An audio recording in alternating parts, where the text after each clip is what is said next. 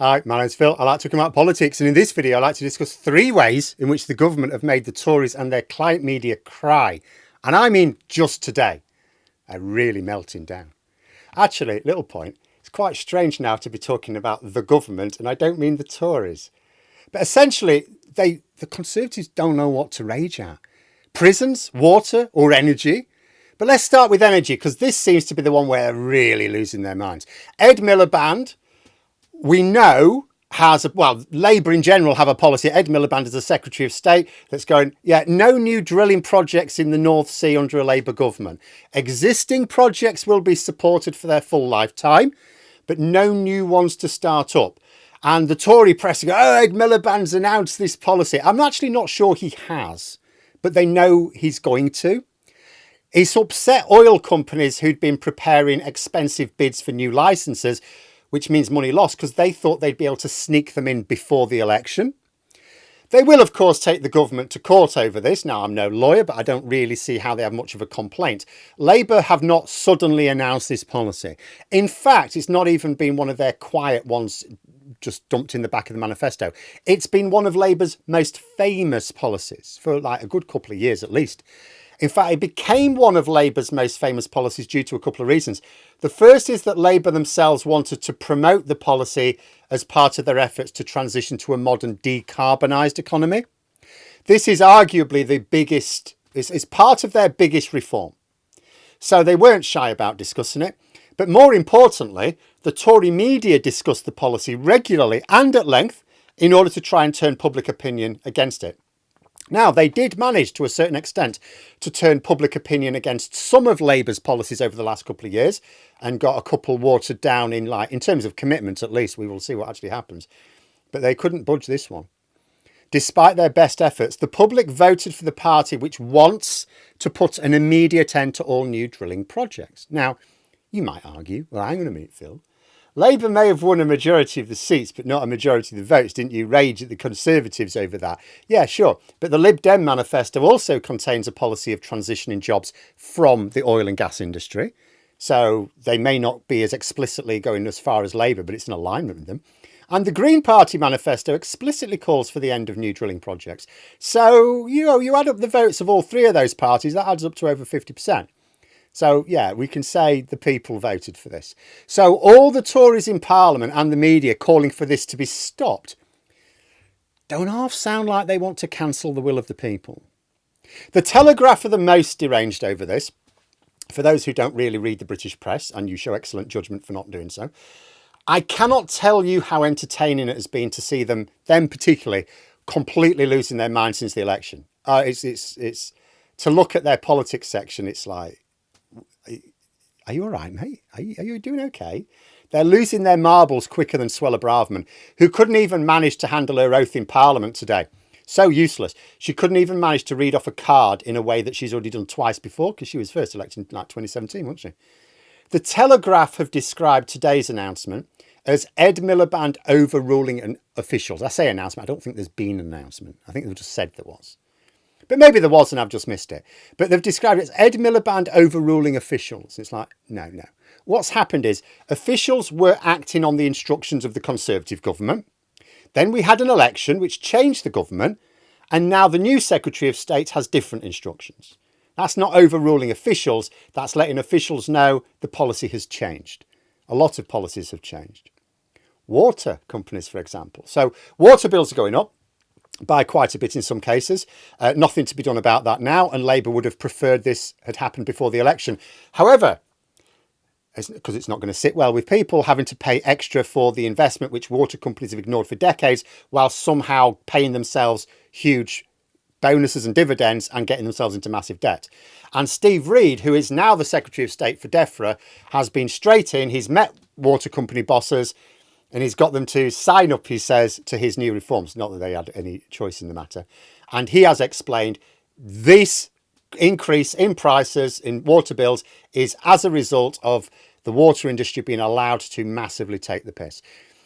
but an end to their grotesque behaviour is in sight. Labour are going ahead with legislation. We know the legislation they want, it's been the manifesto, give Ofwat the power to withhold bonuses from water company executives who don't do their job properly, even criminal offences for those who repeatedly break the law, proper monitoring of outlets independently supervised, because currently the water companies just monitor cases of discharge. Oh, we've had a discharge, we'll tick it down on the list. They don't really monitor the amount. And then they get the data and then they do what they like with it and then they report it when they can be bothered. It's like, no more marking your own homework.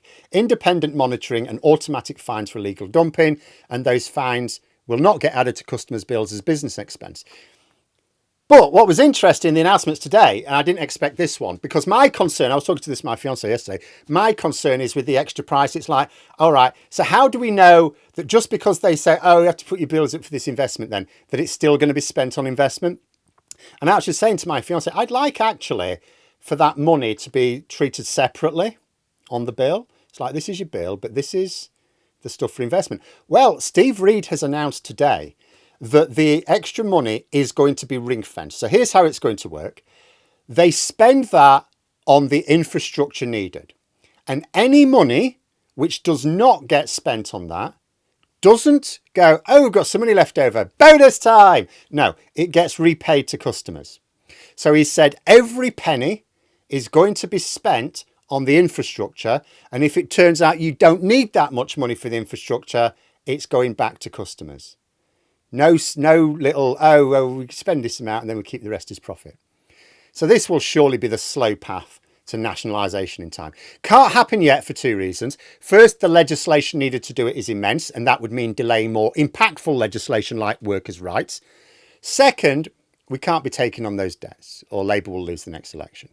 You need to take them over with as little liability for the consequences of this greed as possible. But this will be the beginning of the end for them. And the Tories are grumbling about that as well. Then there's the prisons. Starmer's triggered the old, things are much worse than we thought line. I suspect this could be employed quite a bit, although they'll have to do it, in the next few weeks. People complain as much as they like that, we already knew how bad it was. But there's always government reports which haven't been published. And Labour are in a great position to say, look, we've seen the details now. And the Tories were hiding a lot of skeletons in the closet. It then gives Labour the excuse to go faster and harder on some policies. Starmer has talked about putting his personal weight behind prison reforms now. Potentially a double-edged sword for the Department of Justice, now run by Shabana Mahmood, and James Timpson, of course, as the prisons minister. Because on the one hand, having the Prime Minister sticking their nose in, it adds another layer of decision-making, which not all Secretaries of State will appreciate.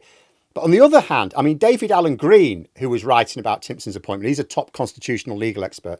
He made a very good point that the Department for Justice is quite a small department. So it struggles to have much of a voice when it comes to getting money out of the Treasury. Bigger departments have got more clout. But if the Prime Minister himself wants to put his shoulder behind urgent reforms, then the department suddenly has, more clout. A lot more clout, in fact. And there are really good arguments for the Treasury to loosen the purse strings for prison reforms as well. And obviously, when you go to the Treasury, it doesn't matter whether it's a Conservative or a Labour Treasury. You ultimately have to argue a cost benefit, don't you? One of the points made by Timpson before he joined the government is when you've got a load of people in prison who really don't need to be there, you've got people not looking after their kids, not being able to work.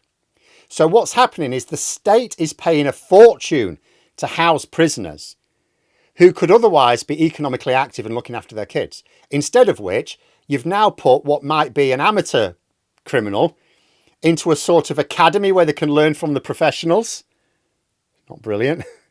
Obviously, violent criminals have to be imprisoned, and there'll be other serious criminals where you couldn't really be sure they wouldn't re-offend. But there are plenty who could be punished without having to put them in prison, take them from their jobs and families. And that would help boost the economy. The cost to the public purse would be lower and the tax revenues would be higher. So all you have to do is make the case to the Treasury that the cost of these reforms is lower than that difference between the costs and the tax deficit of the current system. You got a strong argument. But a way easier argument to make if you've also got the Prime Minister knocking on the Treasury's door going, I quite like this project. And it's an obvious project for Starmer to take on, given that he actually understands the prison system. The main barrier to these reforms is public opinion is aligned very much with crime and punishment as opposed to prevention and rehabilitation. It's almost like the public want people to be the victims of crime and then punish. So you like punish two people, the victims of crime and then the people who commit the crimes. It's rather than just say, should we just have not as many people commit crimes, then you've got fewer victims and fewer people going to prison. But the public don't really see it like that because, you know, Tory media. But Labour can strike while the iron is hot here. The Tories have left this country in literally an emergency situation. The prison system is undeniably in a state of collapse. And when you've got an emergency, you've got more leeway to argue for, like, we need stronger measures. Yeah, tweaking here and there on something that sort of works, but not well enough. But this is like just broken. Sounds to me like Starmer's seeing this opportunity himself, and the Tories are crying about the fact that they were managing the situation just fine. It's like, yeah, right. That's why there aren't a load more prisoners. Prisoners have already been released early, and without more being released early, we now know that on the 1st of August, prisons will be full again. We'd have to tell courts to stop sentencing people, like has been happening over the past pretty much 10 months. There's another benefit in Labour really front-loading these reforms as well. Like, it's always the case that your biggest changes come early in the parliamentary cycle, because your biggest changes will trigger a bit of anxiety amongst the public, particularly if the media is going, oh, this guy's going to fall in. So you do it early so that those anxieties can fade by the election when people say that the sky hasn't fallen in after all. And in actual fact, seems to have worked quite well, as long as they work quite well. But there are extra benefits for Labour here. The first is that by pushing so many changes in so many departments, the Tories don't know what to rage at. Right now, they're flipping their lids over this ban on new oil and gas. My Twitter feed is full of it. It's amazing to see. Which, of course, means that although they're mad about a load of other stuff as well, I mean, they can only shout about one thing at a time. So whatever they decide to focus on provides cover for the rest. It's a bit like, you remember Boris Johnson years ago, long before he became Prime Minister, and it was being put to him, you know, that scandals follow him around like flies around shit. And, you know, what was he going to do about that? And he joked that he'd fire out so many gaffes that people wouldn't know what to focus on. Well, Labour could do the same trick, only for good rather than evil. And another advantage is the Tories are actually trying to work out what their own future direction should be, with their own infighting still continuing in some quarters. You know, they are utterly, at the moment, completely unfit to provide an effective opposition to Labour because they're busy flapping around like wet hens themselves. This is the perfect time for Labour to just go for it. Obviously, they can only move so quickly because most policies need either funding or legislation or both. There's only so much parliamentary time, which is always massively reduced over summer and early autumn because of the conference season. Funding realities don't change just because the press are distracted. But there are things which can be decreed by ministers, and it just requires you to tell officials the policy is different now. And now is the time to do so.